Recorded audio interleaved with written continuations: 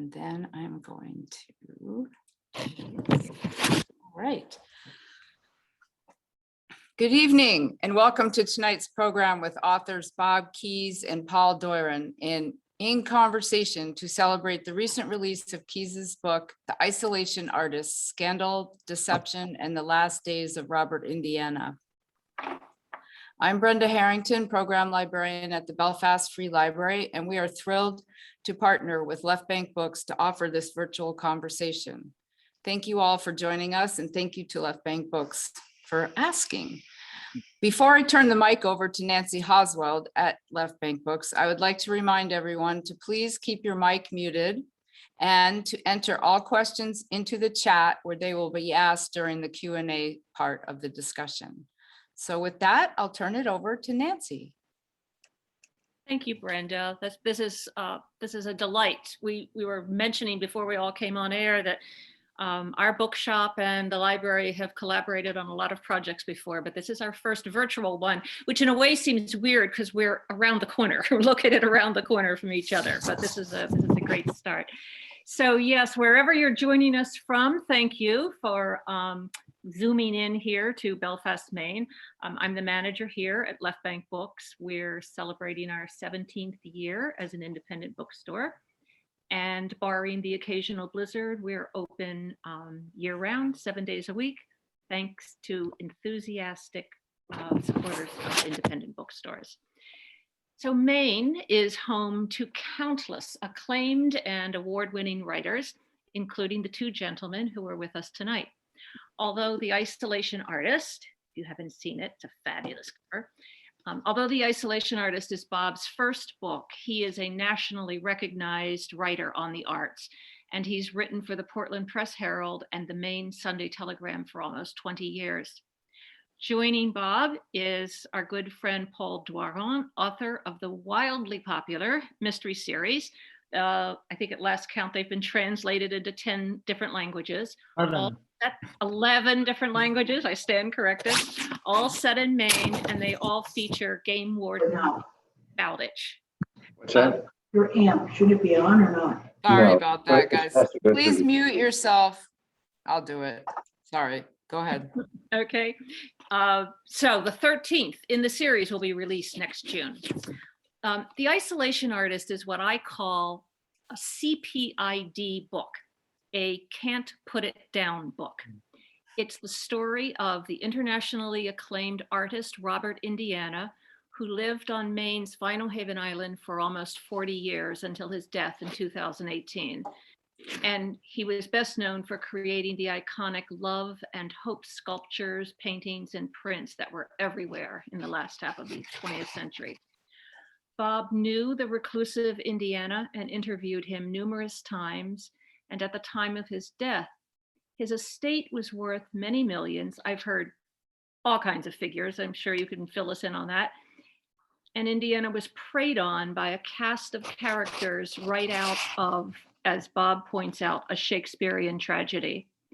Allegations of fraudulent art, elder abuse, horrendous living conditions, even the actual date of his death are all presented in this fast-paced book.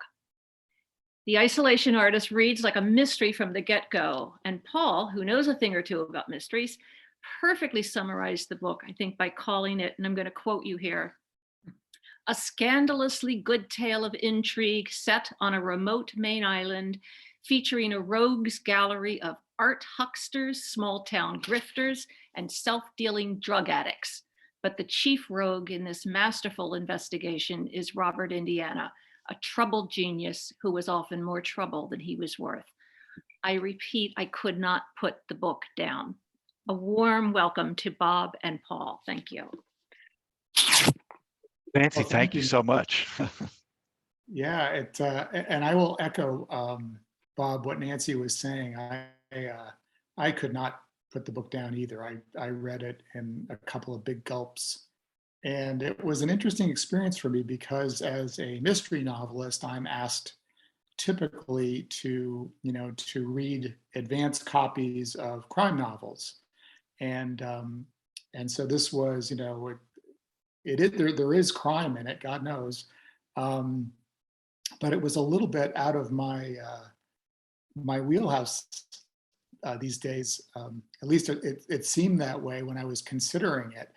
And of course, as I read it, I said, no, this is exactly, this is exactly my vein. This is, I mean, not only do I have an office that looks across in Rockland that looks across to Vitalhaven, but I know Indiana's old stomping grounds out there and everything else. And um, uh, Nancy introduced you as a award winning. I'm going to predict this book is going to win an award or two. I certainly think it already deserves it. So Well, thank you very much. I really, those words are so humbling to me, and I really appreciate that. It's a delight to hear that. Thank you. well, why don't you, if you don't mind, just sort of start by telling us how you came to write this book. Yes, sure. So the book came to be because it presented itself as a project that had to happen. I had, as Nancy said in her introduction, I had interviewed Indiana several times over the years, and as it turned out, key moments in his life. And I didn't realize it at the time, but looking back when the lawsuit had been filed and after he died, I realized that I happened to be with him or have had access to him at times when some of these things were happening to him and when he was overseeing some of what was going on in his life. And I was able, that helped me piece the story together in a linear way, which made it easier for me to start to tell that story. But it also helped me understand the story at a more personal level. I had a relationship with Indiana that began in 2002 and stayed relatively rich through 2008 and into 2013, and then started falling off. And at the time, I didn't understand what necessarily was going on. I didn't think much of it, to be quite honest with you. That's what happens. And but as I realized later, what had been going on in his life, it all made sense. And so the story, I wrote the book because somebody needed to tell the story, and I had access to Indiana, and I understood the story because I was reporting the lawsuit for the newspaper. I knew the players in the lawsuit, and I had notebooks full of notes that were not going to fit in the newspaper, and I knew I needed to do a lot more. And so that's where the idea began, and I basically began unpacking those notes when Josh Bodwell at Godine challenged me to do it and set me on my way. So I think it would probably be helpful for people if you could give us a 5-minute or less introduction into who Robert Indiana was. Yes. And why he was important and why we should care about this story. Sure, absolutely. Robert Indiana was one of the better known artists of the 20th century, who was born in Indiana, adopted soon after he was born, and lived an unsettled life growing up in Indiana. Moved around quite a bit as a youth. His parents split up, and he it took him to high school to find himself. But what happened in high school is he realized that he had an artistic sense about him, and he had a flair for design and an interest in creating images. And eventually he ended up in New York City, and it was part of this burgeoning New York art scene in the late 1950s. He was lumped in with the pop artists of Andy Warhol and Lichtenstein and others like that. But he really did create a unique path for himself. And that began long before Love, but it was rooted in that same sort of art that Love represented, which were specific pieces of art with sharp lines, distinct colors, oftentimes with words, but definitely words, numbers, and images began surfacing in his art in the early 1960s and going from then. Love came on the scene in the mid 1960s, and that catapulted him into a different level of public recognition. Love was simply a Christmas card for a museum, but it became a sort of an iconic image for much of the 1960s and 1970s. And it became a source of conflict for Indiana because he did not copyright it, and he never benefited from it financially in a significant way. And he always resented the fact that Love had more recognition than he himself did. And so he ended up carrying a bit of a chip on his shoulders toward his own work.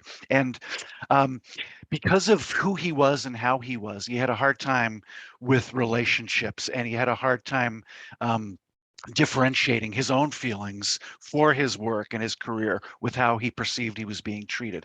And New York got old for him very quickly. And by the late 1970s, after Love had become a postage stamp and he had achieved enormous amount of fame, he left New York and came to Maine. And that was in 1978. He had been to the Skowhegan School of Art and Sculpture in the 50s and had been to Vinyl Haven in the 1960s briefly, but when he came in the 1970s, he had an opportunity to rent the Star of Hope first as a studio and then buy it, and that's what brought him here in the late 1970s. And he spent the rest of his life in Maine at the Star of Hope, and things happened around him that he both encouraged and lost control of. And that my book is really about the last 10 years or so of his life. Well, yeah, 10 years essentially. I knew him for 20 years roughly, but this book is the last 10 years or so. So that's a quick summation. That's a great summation. When I was reading the book, I also, again, it's maybe the novelist in me, but zeroed in on his relationship with Love. That the fact that he didn't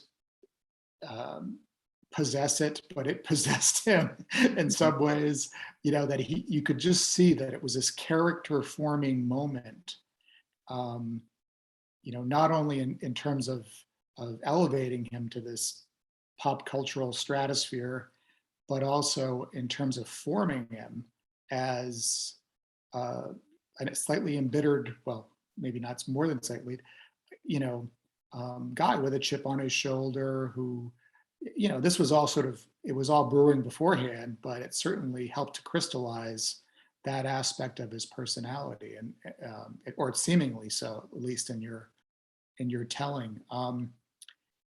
Also, I think it'd be good for people to know that the Star of Hope, which is, was house and his studio it's how it's a 2-minute walk from the Vinyl Haven ferry terminal. I mean, it's really not much at all. You kind of get off the ferry and you're right there, and there's no missing it. It is the landmark. It is the landmark, and he made it even more so by dressing it up. When he got there, it was not in great shape, but he spent a lot of time, money, and effort to fix the Star of Hope, at least in terms of its appearances and how it was perceived in the community. He wanted to fit in, and he saw that if he fixed the building, he could help endear himself to that community, and he was correct about that. With the help of Earl Shuttleworth and others, the Star of Hope became a National Register of Historic Places under Indiana's stewardship. Now, it fell apart under his stewardship as well, and much of what happened to him can be represented by how the Star of Hope went through this arc of being fixed up and then falling apart again, and almost literally collapsing around him. Yeah, absolutely. And I do want to get to sort of the topic of Indiana on Vinyl Haven and among the islanders, because God knows that plays a huge role in this story. I found it really interesting, though, at the outset to sort of learn a little bit about the art world as Indiana interacted with it. There are some characters that he's dealing with. I mean, characters in sort of, I mean, in your Shakespearean Dickensian sense, there's this Salamocaro, and who's a London-based gallerist, and this Mackenzie, who's sometimes artist, sometimes gallerist, and it's this sort of your book, I think, from the very outset gives us this window into this world that sort of that intermediates between the creative temperament, the artist, and the money stream, quite frankly. Yes. So can you just give us a little bit of a sense about who was sort of managing that part of his life for him for much of this period, or the early part of this period? Yeah, absolutely. And you mentioned Simon Salamocaro and Michael Mackenzie, and those are the two primary art dealers in Indiana's later life. And it was their conflict that resulted in the lawsuit that defined his end of life, and also the tension in his later years. So Simon Salamocaro, as you say, was the London gallerist who became a fan of Indiana's artwork in the 1980s, and after Indiana had firmly ensconced himself on Vinyl Haven and away from New York, Simon Salamocaro saw an opportunity to reintroduce Indiana to the art world, and he lobbied Indiana to allow him to show his work, so Simon Salamocaro could represent him in the art world. And it took a long time. Simon Salamocaro came to Vinyl Haven on several occasions to meet with Indiana and to convince him to do business with him. And ultimately, he succeeded in the late 1990s, and Robert Indiana signed a series of contracts with Simon Salamocaro and ultimately the Morgan Art Foundation. So Simon Salamocaro represented Indiana as his agent in the art world, but he was an advisor to the Morgan Art Foundation. And what that meant essentially is that the Morgan Art Foundation paid for a very ambitious art manufacturing program that Indiana wanted to see through, involving a lot of large-scale sculpture in a lot of expensive materials such as marble and bronze and whatnot, as well as the opportunity to recapture love, which he did not do in a financial sense. In other words, copyright it and stop having it circulated for free and start gaining some money from that, and a whole body of other works that he had created. So that was a relationship that began in the 1990s. And then in 2008, Michael Mackenzie came into Indiana's life again. He had had a previous relationship with Indiana, but came back into his life with the project involving Hope, which was a reiteration in some ways of love, HOPE, two letters stacked with the tilted O. And he convinced Indiana to create a new work and to circulate it in the world and see what could happen. And Indiana's contract with Morgan Art allowed him to do a new work with a new art dealer. And so that's where Michael Mackenzie's opening was, an opportunity was. And of course, Hope became a big hit. And in 2008, Indiana then had two contracts with two different art dealers doing two different bodies of work, essentially. And as it happened in 2008, for his 80th birthday, I had been invited to Vinyl Haven for a party in his honor. And at that party was Simon Salamocaro and Michael Mackenzie and many, many other people who were part of Indiana's life. And I was just on the periphery. I had an invitation from his publicist to come to this event and was writing about it for the newspaper. But as part of that assignment, I did an interview with Indiana and Mackenzie and Salamocaro in the kitchen of the house where this party was.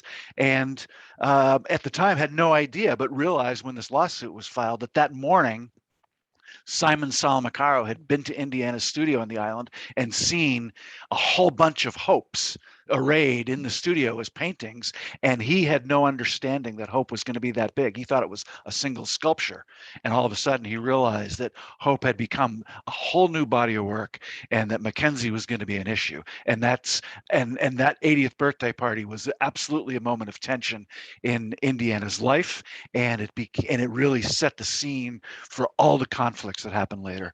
And as I say, when that lawsuit was filed, the 80th birthday party is cited as a pivotal moment when things started to go south. Yeah, definitely. And I think it was, boy, talk about being in the right place at the right. I got lucky. I got really lucky. Yeah, when I have to say, when the lawsuit was filed and I read about that, I had to go back and look at the story that I wrote. And my story at the time from the party did not reflect that conflict, although it did describe the scene in the kitchen, and it had quotes from both Simon and Mackenzie and Bob. And I really strongly remember leaving that party feeling that Indiana had lost control of his life and that these men were jockeying for position. I didn't write about that in the paper because I didn't develop that idea. It was just a thought in my head. And so I felt when the lawsuit was filed that I did have some insight into that situation, and that my perceptions of how Indiana felt in that moment were accurate. And I think how he felt was that, as I said, he had lost control, and he didn't know how things were going to go, but he knew things were not going to go well from that moment on. Well, you mentioned, jockeying for position, and I mean, it wasn't just the art people that were doing that. He had he surrounded himself, or allowed to surround him, a number of people either on the island or locally in the mid-coast who played very significant roles in his life. In some cases, outsized roles. And I wondered if you can tell us a little, give us a sort of the cast of characters, from Vinyl Haven here too, because that's one of the interesting things about the story, is that it's not just a battle between two art dealers in Indiana. It's a battle between caretakers, and I mean, it's enthralling that way. Yeah, it's many layered, and I've said many times, it feels like everybody had a stake in Robert Indiana, and Robert Indiana had transactional relationships with many people. In other words, everybody did business with him because they wanted something from him.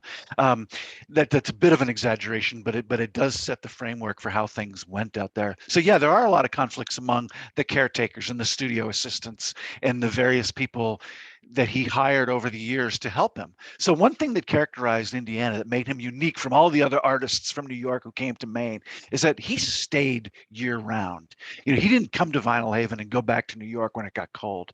He from the moment he arrived, he left for art exhibitions and other things, but he never established a residence elsewhere. And that endeared him to the community of Vinyl Haven in many ways.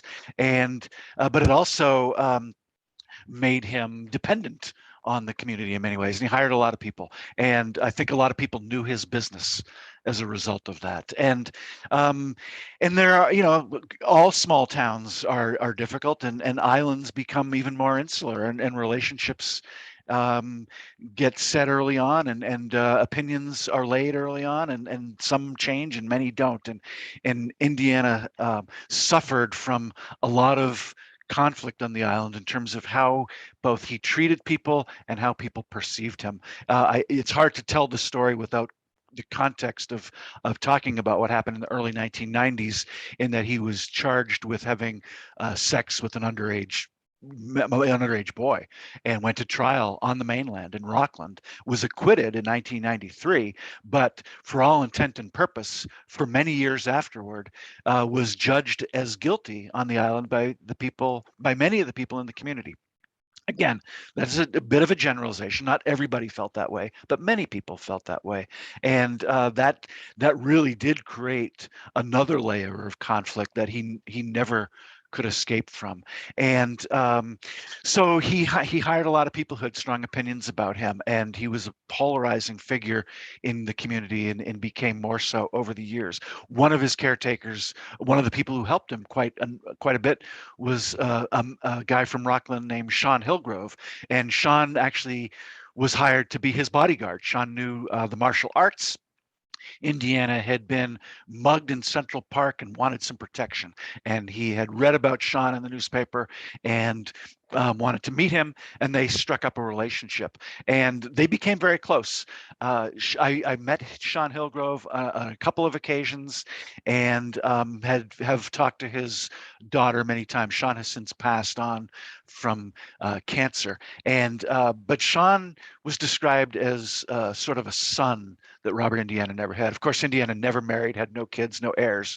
Sean knew Indiana for 28 years, 28 of the 48 years on Vinyl Haven. Sean was part of his life, and was close enough to Indiana that Indiana bought him a house very close to the Star of Hope, in fact, right behind the Star of Hope. And they were together in New York at 9/11. And in fact, they were supposed to be in the Trade Center together that morning, and had to change that meeting because of a passport issue. So they had a bond that went far beyond just Indiana hiring him for help. But he also had a lot of studio assistants, and one of them who was part of his life at one point and came back later was Jamie Thomas. And Jamie Thomas was a local guy who did a lot of things, including art. He was an artist. He's an actor. He's a fisherman. He was a caretaker. Did all kinds of stuff as people on the islands do. And he and Indiana had a friendship that went back many years. Worked for Indiana in the 1990s. Got fired or had a falling out, but came back later, especially as things around the Star of Hope began falling apart. And Jamie Thomas was brought in to sort of clean up the scene a little bit. And there was a conflict between Sean and Jamie and another longtime employee named Webster Robinson. And the conflict among those three really starts to play out in the book beginning in 2014 and beyond, when Jamie became a bigger presence in his life. Yeah, So those are some of the folks. Yeah, that's great. One of the things that I found really interesting was just that Indiana seemed to have this habit of just throwing money at people, and in his life, because I don't know if it didn't mean as much to him or what it was, and so you had people working for him that were making exorbitant sums to do jobs that I wouldn't call them menial, but they were not high stress Yeah. work. Yeah. As a novelist, as a crime novelist, you think all the time about sort of the cliche, right, of how many mystery novels are about wills, last will and testament, and the will that gets burnt, in the grate, causing all kinds of mayhem and who did it and this sort of thing. But this was actually a real life story where there's a lot of melodrama around the wills of Robert Indiana, and especially a later entrant into this story is the Rockland attorney James Brannon, who had not had any experience as the legal representative of a internationally famous multi-millionaire artist, and suddenly finds himself in the middle of this too. So can you talk a little bit about the will conflict, because it is the focus of the book and continued to play out through this past summer, and I'm going to talk to you a little bit about what the future holds too. Absolutely, sure. So correct, Jim Brannon, a Rockland attorney, had been a little bit involved in Indiana's life for many years, but became the central character, at least in a legal sense, in 2016, when he was asked to rewrite Indiana's will, which he did. And Jim is one of those guys, like some of the other people on the island and elsewhere, who benefited from his relationship with Indiana. When he was approached to write Indiana's last will in this late winter, early spring of 2016. As I said, he had an existing relationship with Indiana over the years, but said he had been contacted by one of Indiana's studio assistants who said that it was time for Indiana to have a new will and he wanted Jim to write it. So Jim went out to Vinyl Haven and met with Indiana, and in early May of 2016, Robert Indiana signed his final will that made Jim Brannon the executor of his estate, and made Jamie Thomas, one of the workers that I referenced a few minutes ago, the power of attorney, as well as the medical power of attorney. So Jamie Thomas and Jim Brannon together had nearly full control of Indiana's life at that point, at least in a legal sense. And Jim, and at the time, Indiana was 2 years away from death, and certainly had been showing a lot of signs of physical and mental decline leading up to that. He had a will in place.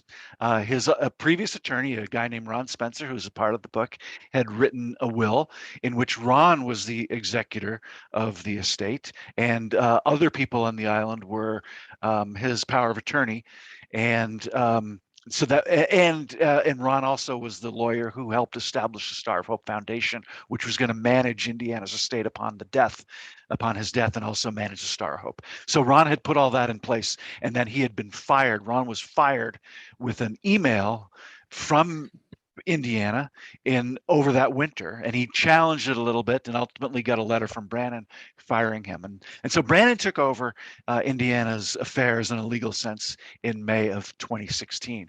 And during that meeting on the island where Indiana changed his will, Indiana also finally purchased, after a long time, a studio that he had rented for many years. And he was very grateful to finally purchase the studio. He wanted to wrap up that deal. As I said, he was in declining health, and it was important to him to have that studio as part of his ownership.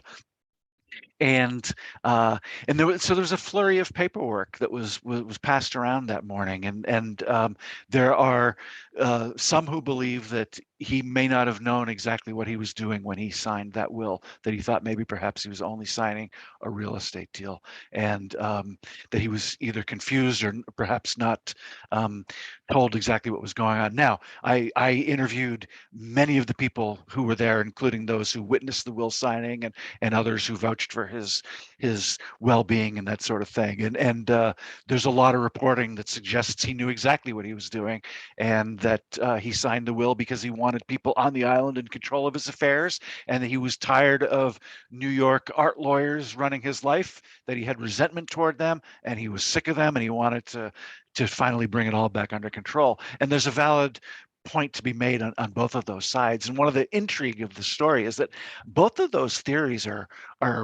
could be true. And there's probably a measure of truth in both of them to some degree. I mean, that's the way Indiana was. He really did resent the New York art crowd. That's why he came to Maine in the first place. So it would make sense that as he was going into declining health and wanting to not see people anymore, that he would isolate that circle even tighter. Perfectly plausible. Yeah, and you know what? One of the things I think that the book does so well is you really, as a reader, don't know who are the villains and who are the heroes of of this story. And in fact, those categories, after a while, the more you some of these people keep popping up, the more meaningless those categories seem to become. Yeah. It's a very it's gripping, that I think, that for that reason, because you don't know, we can't know, right, from the outside what Indiana was thinking, how complicit he was in his own in this mess that he that he left behind, And that he created. and but also too, to what extent he might have been preyed upon by people. Right. Yes. Yeah. Because there is this. I also I'm going to stop here before I ask this question, but I do want to encourage people to ask your own questions in the chat. And when we get to 6:45, I'm going to start peppering Bob with some of your better questions than my questions. But there's this interesting point about, again, mystery novel stuff, time of death, the death announcement. It was very strange. Yeah, very strange. Yeah. You want me to jump in right there? Yeah. So, okay. So I'm going to tell you this story from my perspective as a reporter for the newspaper. It was Monday, May 21st, and I was driving home from Portland to Berwick, and had a call. Safely took the phone call that Robert Indiana had died. And that was because Stephen Betts, who's a reporter in the Midcoast for one of our weekly newspapers, had done a story, and we had gotten it and posted on our website, but we wanted to know more. And Steve Greenlee, our managing editor, right away said that it was my story to do, and I needed to get home and start working on it. And So I talked to Jim Brannon. As soon as I got home, I figured out who his attorney was and who I needed to talk to. And Jim told me that Indiana died at about 5:45 on Saturday, May 19th. And that's what we reported, and that's what the world knew to be the case. And during my reporting on this book, several people told me that they are convinced that Indiana died on Friday, May 18th, which also happens to be the day when the Morgan Hart Foundation sued Robert Indiana and Michael Mackenzie and Jamie Thomas, charging Indiana with basically looking the other way while Mackenzie made work, while Thomas essentially isolated him in the Star of Hope. That was what the lawsuit alleged. And then theoretically, the next day he died, and the world learns about this on May 21st, Monday. And I just have to pause briefly and say the reason we know about it is because the New York Times had reported was reporting the story about the lawsuit. Lawsuit was filed at 2:30 or so on Friday afternoon, and over the weekend, the New York Times is reading this lawsuit and working up a story for Monday's paper about this incredible lawsuit, and they can't reach Robert Indiana, and he hasn't been talked. Indiana had not talked to the press in a long time, so that wasn't unusual. But the Times had posted the story Monday about Indiana had been isolated and he had been sued, and where is Robert Indiana? And then Ron Spencer gets a tip that Indiana had died, and he calls the New York Times reporter Graham Boley, and Graham Boley calls Jim Brannon at some point Monday afternoon and asks and says, "I understand Robert Indiana has died." And Jim Brannon's response is, "Who told you, or how did you find out?" And that set in motion the story that the perception story, whatever it may be, that Indiana died on Saturday. So the people in the book that I quote who are convinced he died on Friday are Michael Mackenzie and Webster Robinson. Michael Mackenzie, of course, is the art dealer and the purveyor of hope, and Webster was one of his studio assistants. And they base that information on things they heard from people on the island. And I don't know when he died. Jennifer Desmond, who is the island nurse and who was I found to be a very, very credible interview, and somebody whose story checks out in every way, signed the death certificate and told me there's no question that he died on Saturday. She was with him when he died, and she told me exactly how, when, where, and why, and all that sort of thing. But yet there are other people who are convinced that he died on Friday, and who say, and secondhand, who say they witnessed things that would lead them to believe that he died on Friday.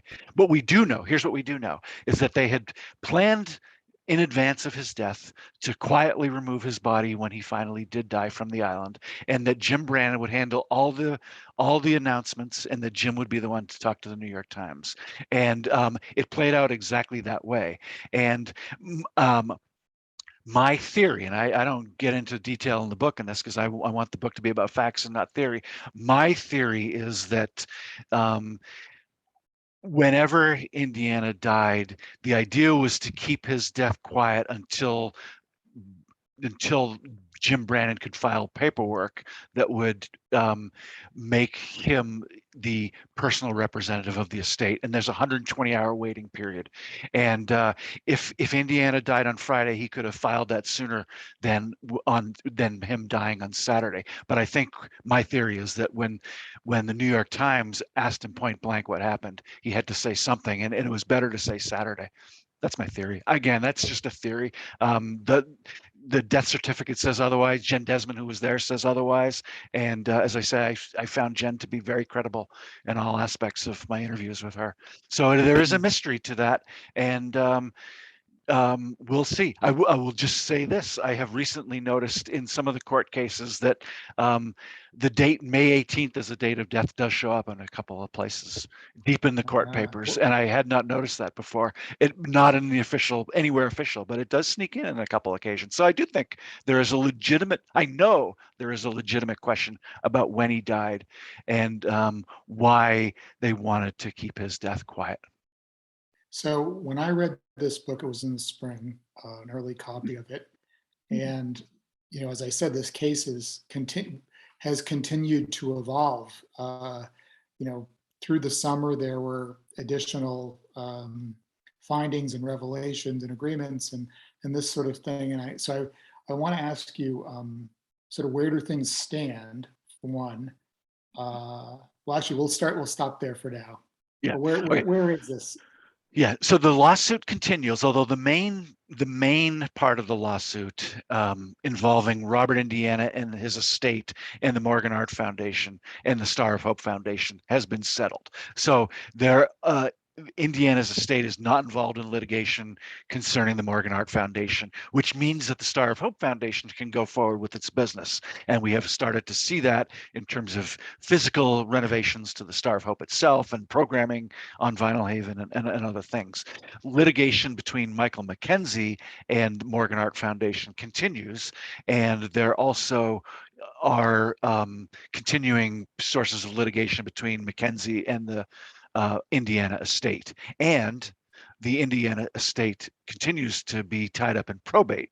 So there are some lawsuits, some aspects of the legal case still outstanding, but the one that I have written the most about involving Morgan Art Foundation in Indiana was settled in the spring, and that settlement has remained confidential. I have not seen it.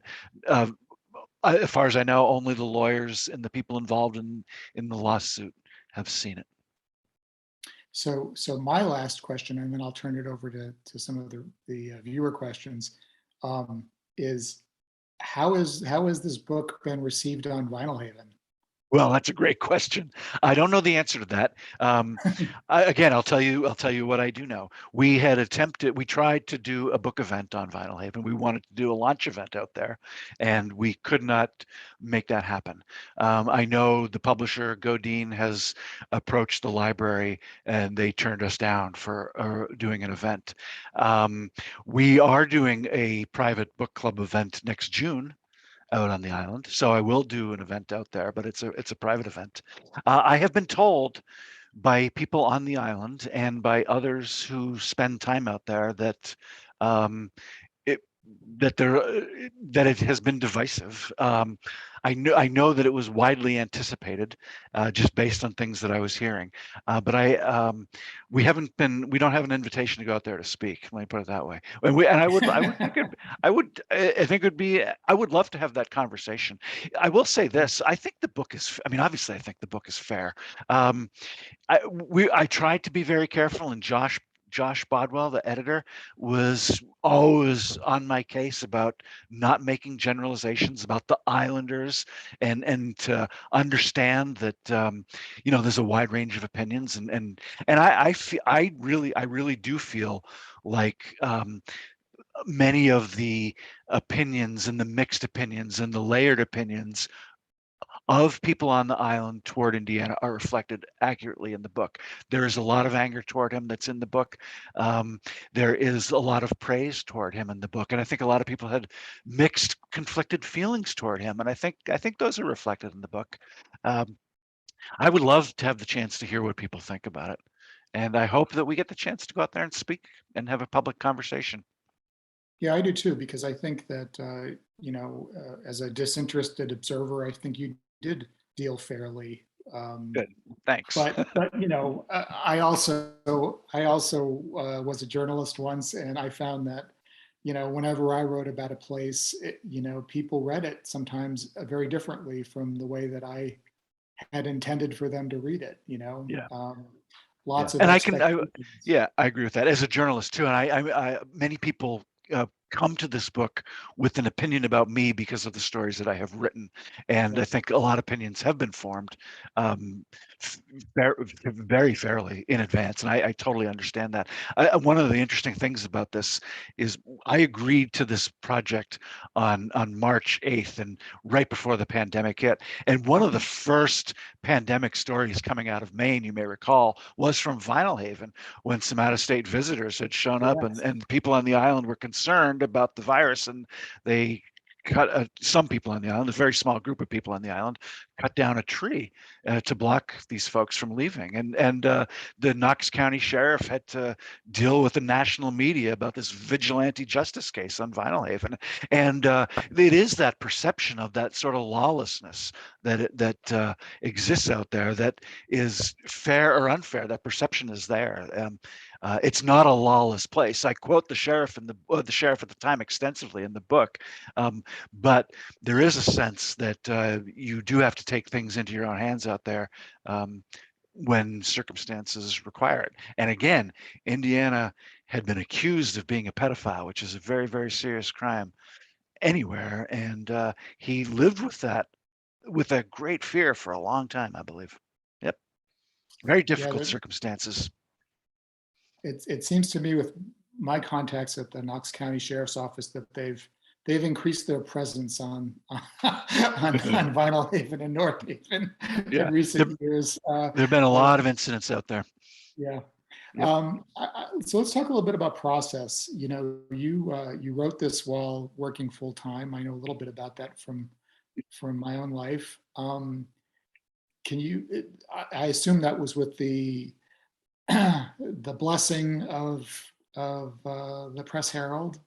Yeah. And, yep. Not right away. I didn't tell him right away. I wanted to make sure I knew what I was doing. And again, this started with the pandemic, and there was a lot of uncertainty those first few months where things are going. But yes. Yeah. So as I say, Josh Bodwell talked to me over the course of the winter, and by March March of 2020 convinced me that I needed to do this.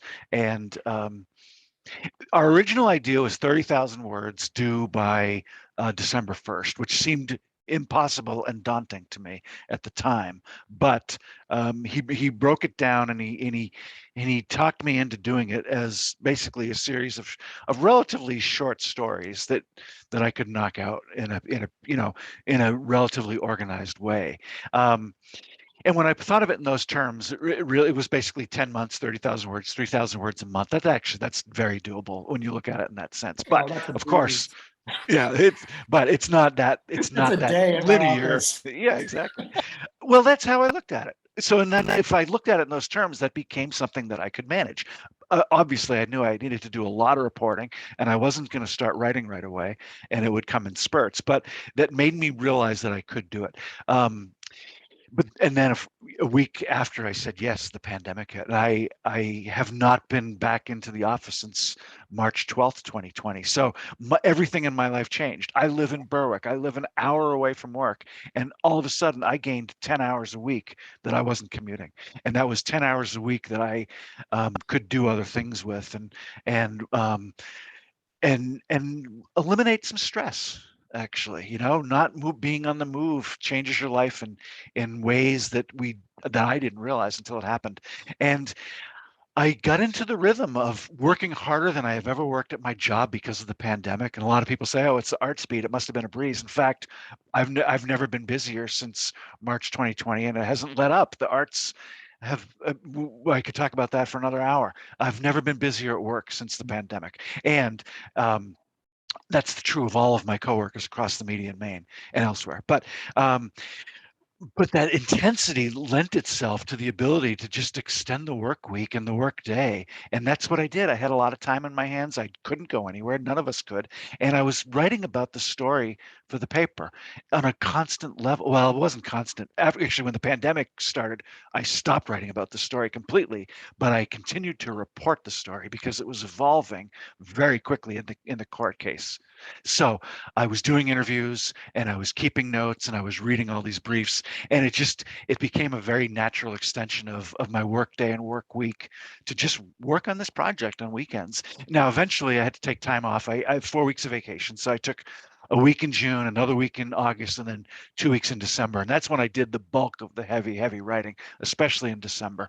I did probably 40% of the project in those 2 weeks in December. And that was essentially, getting up in the morning and writing all day and taking breaks and going into the early hours of the next morning and really feeling like that's what it's all about. It's felt so good. I enjoyed every element of those couple weeks because I had nothing else to think about. And I really felt like that's what writing is about in terms of just, going at it. It's very different than daily journalism. Well, I think that, Very different experience. and I came from monthly journalism, which is yet another thing. But I found that, that when I was switching gears between them, it was productive for me, because I was focusing on short-term stuff, and then I was focusing on this large project of my first novel and then subsequent novels. And even though I was writing, it was activating different parts of my brain. And it's interesting just to hear how you talk about it, because you have the intensity of the daily journalist, but it seems like a little bit of that was going on for you as well. Oh yeah. So as I said, I plugged into my job in such an intense way, and I really thrived on that. But that's you do a story a day, and then you do another story and another story, and sometimes our daily journalism projects become week-long enterprise pieces that you work on. And I think about those stories all the time. But with the Indiana project, it just became this overarching thing, this cloud that sort of hovered over everything that I could then tune into on the weekends. Primarily, it was mostly Saturdays, sometimes Sundays, but mostly Saturdays. And I just went to work every Saturday morning at 8 or 8:30 and worked all day. It was just another work day. And but I would keep thinking about it all week long, and occasionally would go back to it during the week at night, but mostly just to keep notes, not so much to do the writing, but to keep notes. What I found, and this is one of the blessings of living in Maine, and I'm sure this would be true anywhere, but I got into the habit of a daily walk, through the woods near my house. And I found that 30-minute break, or actually it became the way I started my day. That became the time when I really could think about this project in concrete terms, in terms of what I needed to do next, and what holes I needed to plug, and how I wanted to handle this sensitive topic. And that time away out in nature was formative in terms of my thought process, because it took me away from just the computer stuff all the time. Yeah, I mean, I think that is, certainly it's one of the reasons I live in Maine too. Is it's nature is a balm. Yeah. It definitely is. I need to get out. When I have a problem that I'm trying to solve, in one of my stories, it's the solution almost always starts with me taking a step towards the door. And Yeah. that's interesting. You've had that experience. Yeah. So we're almost out of time here. There were a couple more questions. So just quickly, it sounds so the Star of Hope Foundation is rehabbing the building. Correct. Yes, they've invested quite a bit of money.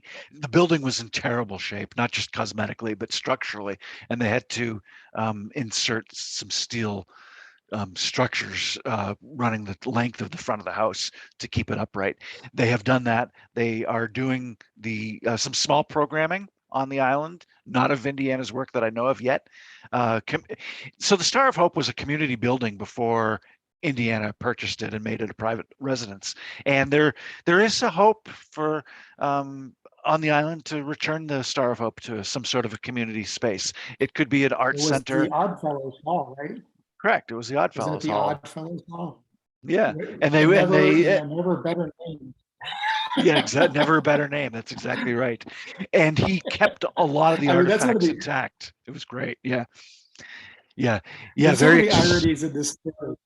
Well, that's just it. And yes, so and unavoidable too. You can't not bring those up, because as I said, he kept the fez hats, and he kept all the little trinkets that they had, and they became part of his museum to himself. He incorporated the environment into everything he did. Michael Kamenecki from the Farnsworth describes Indiana and the Star of Hope as the most fully conceived artist environment of any artist he's ever experienced. Indiana was inseparable from his environment. Yeah, and it's just in closing here, I just couldn't help but get a kick out of the fact that here's a man who's most famous for love and hope, both of which are utterly absent from his life. Yeah. Yes. Indiana was not without love. I mean, people loved him, and he loved. No, but he never benefited from what love really means when he Yes. needed it the most. At his most vulnerable times, he was not surrounded by the people he needed the most who did love him. Yeah, and he couldn't trust, clearly. Right. Exactly. Trust was an issue with him from the time he was born, and it damned him at the end too. Did, yeah. Well, anyway, I highly recommend The Isolation Artist. You really do need to read this book. It's such a, Bob, it really is it's simultaneously, it touches so many, hits so many levels. It's an education in the art world, in, Indiana's place in a movement, in island politics. There's so much here for a book that you could easily sort of think is it might be a little abstruse. It's gripping, and I hope you continue to get such a wonderful reception with it, because it certainly, as I said at the outset, I believe it deserves it. So. Well, thanks. I appreciate that. I've admired your books and your writing for Down East for many years. So coming from you, I really do appreciate that. As I've said, you know how to tell a mystery, and I was thrilled when Josh said you were writing and reading the book and writing a blurb. And then when I read what you wrote, I was just thrilled. I mean, it means a lot. But it also, I appreciate the fact that you were able to convey the mystery and the suspense element of it, because to me, it felt like that kind of a story. It felt like something you might write. Well, and don't be surprised what you see in my future novels. All right, great. Reclusive island artists, Well, you've tapped those themes that we see in this book many times, because you know the culture of Maine. Thank you. Yeah. No, this was wonderful, wonderful conversation. I enjoyed it very much. Thank you. And thanks to all who joined and listened and who care. Hi, this is Brenda. Thank you Brenda, so Nancy, much. I'd That say was to read us wonderful. out. It was a great conversation, and I thank you both. And I'm going to turn it back over to Nancy, and I will spotlight her for some closing remarks. And I can't wait to read the book. I got to get my hands on it. Thank you. Thank you.